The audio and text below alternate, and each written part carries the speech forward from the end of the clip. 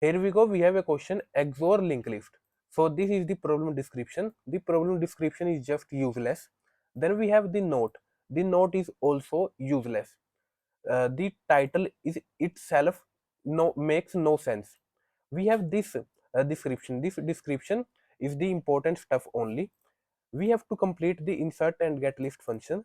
The insert function pushes the given data at the beginning, and get list function return the linked list as a list. So this is the sample input. The sample input itself is wrong. It is shown that the linked list is of doubly linked list, but as you can see, the node itself, we have a singly linked list, and the next pointer name changed to npx. So that's about the stuff. We need to complete the insert and get list function. So let's try to build the approach. We have this linked list, and first we have to insert a new node at the beginning. So first, let's suppose we have given a data. So I will create a new node, let's suppose 5, and I will give it a name new head. Then new head dot npx, its next pointer will point to head. Its next pointer will point to head. Then we just need to return the new head. So that's about one particular function. In the next function, we have to return the linked list as a list. So what we do is, current pointer points to this value.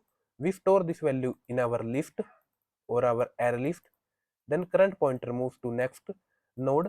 We store the value, move to next node, store the value, move to next node, store the value, move to next node.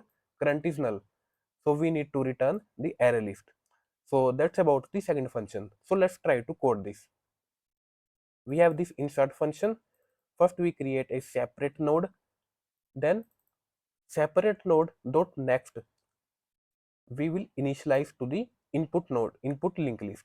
So next we just need to return our new head.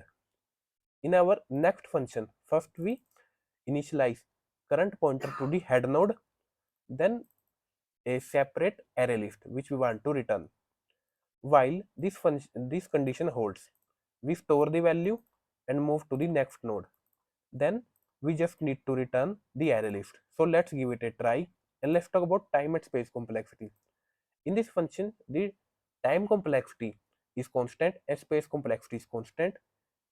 In this function, the time complexity is order of n and space complexity is order of n if you consider the array list which you want to return. So we have met the expected time and space complexity. This question we have solved, and if you like this video, give it a thumbs up, subscribe to this channel, and thank you all for watching.